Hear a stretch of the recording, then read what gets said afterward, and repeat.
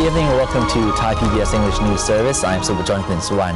The tropical depression in the South China Sea will move over the Gulf of Thailand by tomorrow, bringing with it increased rainfall to the lower northeast, the central region, the east and the south from tonight onwards.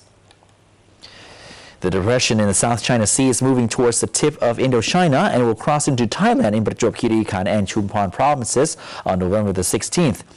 It will then move towards the Andaman Sea, bringing with it increased rain to the lower northeast, the central region, the east and the south until November the 18th. Isolated heavy falls are expected on November the 16th and 17th in Phetchaburi, Prachuap Khiri Khan and Chumphon provinces. In the Gulf of Thailand, the wave height will be 2 to 4 meters. Professor Thanawat Jarupong, head of the Disaster and Spatial Information Bureau in the Science Faculty of Chulalongkorn University, said that the depression was expected to intensify into a tropical storm, but lately there have been reports that it is no longer the case. The professor added, however, that we should keep a close watch on it. Meanwhile, Chevron as well as PTT companies have already evacuated some employees from the oil rigs in the Gulf as precautionary measures. In Chumphon province, the fishermen still going out fishing as the warning about the depression's direction remain unclear. As well as preparing 50,000 police to oversee the anti-government protests scheduled for the 24th, the police commander will propose that the government create a Thai Homeland Security law. The police commander, Police General Adun Seng Sing Kao, is proposing that Deputy Prime Minister Chalerm Yubamroon develop an internal security law, which will supposedly make the police's job easier when dealing with crowds, as well as making it easier to detain those causing trouble in public. Jarupong Suwan, the Interior Minister, is asking provincial governors to report the estimated number of protesters heading to Bangkok for the protest. And the Army Commander, General Prayut Chan-o-cha, has issued official orders that Army personnel must not join in the massive anti-government protest, even though the leader of the Pitak Siam or Siam Protection Group is led by a general who disapproves the government's performance. On the Monday after the protest, there will be a parliamentary convention, and some pro-government MPs fear they may not be able to enter or exit the compound due to protests. General Bunlet Gaprasit, who will be leading the protest 2 weeks from now, insists the group will disperse within that day and will not close down or surround any government buildings. The U.S. Secretary of Defense met with the Thai Minister of Defense today and signed a pact agreeing a joint military exercise which may see Myanmar's troops involved to observe for the first time.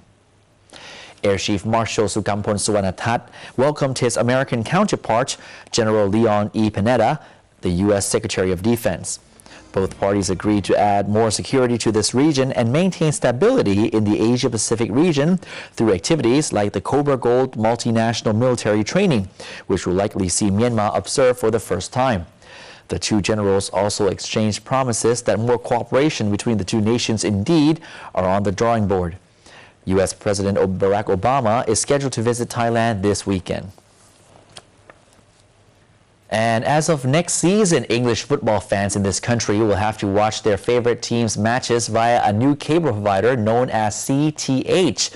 Though CTH have not revealed the amount paid for the TV rights, the media is speculating that the bid price could have been as high as 9 billion baht.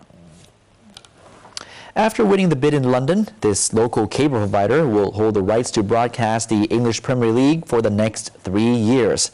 CTH, or Cable Thai Holdings Company, which was just an ordinary local cable provider a few years ago, shot to fame after it outbid other cable operators in Thailand who bid for the Premier League, including the original rights holder, True Visions. CTH executives revealed that 8 channels from its lineup are ready to broadcast 380 matches of English football per season. Despite not revealing the actual figure, the media is speculating the bid that won the rights could be as high as 9 billion baht. Wacharapon, heir of the Thairat newspaper business, and Wichai Thongtang, who is one of Thailand's richest men, said that they do not aim to make much profit from the license, but instead wish to expand their subscriber base.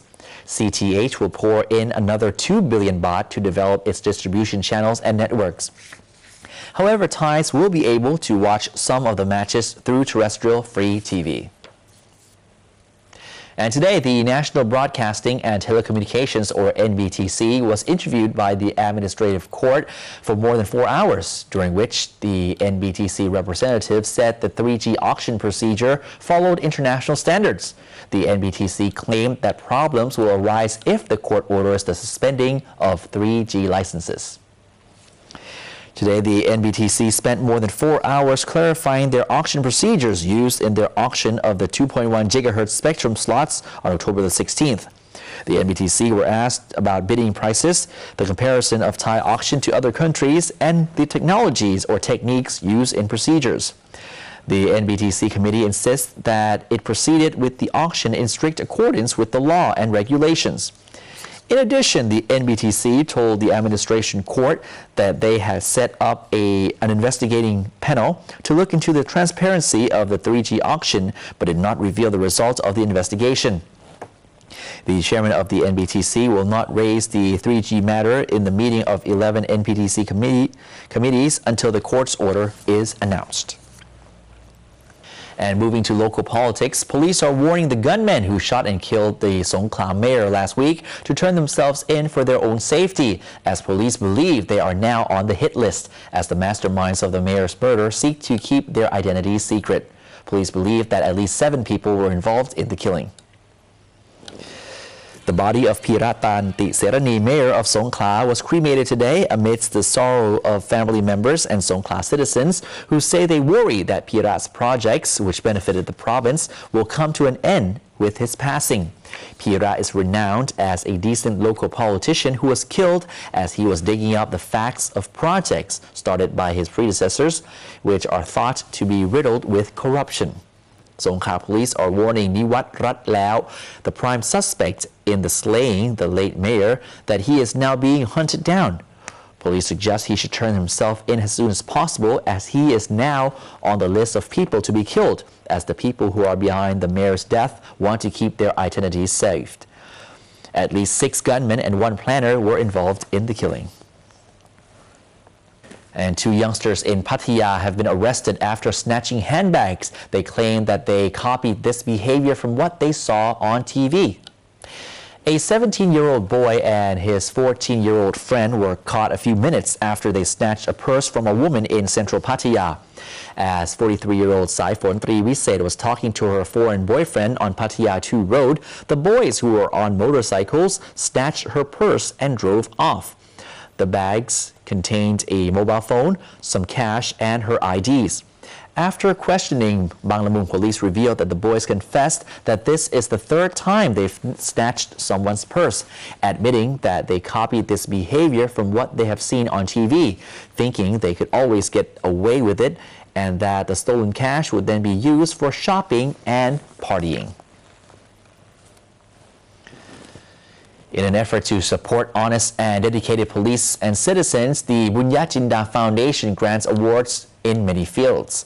The awards given to dedicated police and citizens include the areas of crime control, investigations, illegal drug control, and human relations.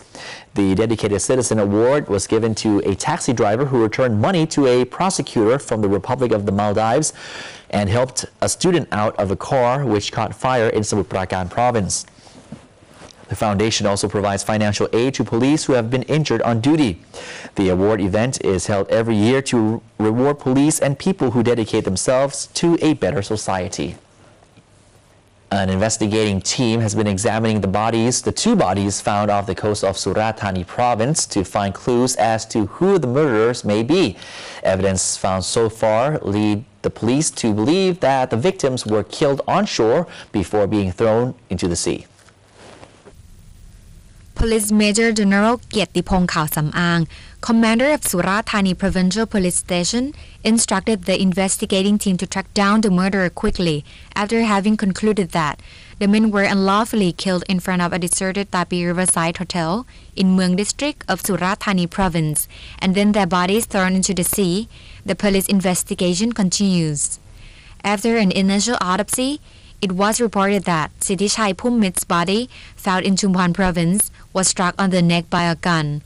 The autopsy team is now searching for a bullet in the body to help identify the gun type. The police have found only 2 bodies out of 4 fishermen thought to have died. The dead have already been identified as Sang Ravi Sithipan from Surathani Province, Sithichai Pummit from Phetchaburi Province, Paitun Pummit, his younger brother, and Akom Ampawa from Ubon Ratchathani Province. Police Lieutenant General Yongyut Charan Wanit, Commander of Provincial Police Region 8, said that the men were arrested on a theft charge and have just been acquitted in a drug case. The police suspect 4 of 5 people of involvement in the killings and are now collecting evidence to submit to a prosecutor soon. As the World Health Organization, or WHO, reports that 285 million people around the world are visually impaired and 80% are living in underdeveloped countries, only 10% of those have been educated. An effort to improve their quality of life is therefore the main goal of the World Blind Union Assembly 2012, which is currently being held in Thailand.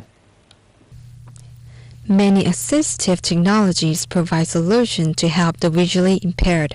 Angkun Thong Sunthorn, who has severely impaired vision, is still able to access information via his notebook PC and smartphone, which contain a typing program with audio feedback. Montien Buntan, former chairman of the Thailand Association of the Blind, or TAB, said the most serious problem visually impaired people face is the lack of ways to access to information. Now, however, advanced audio and computer technology has been developed to help blind people access much more information. The DAISY system, or digital talking book, which was developed from Braille and electronic books in form of both cassette and CD, can assist with easy selection of topics they want to read. However, the DAISY system requires the internet to work and pretty good typing skills. In Korea, they have developed a very smart system that allows a smartphone to scan a barcode and then read all the information.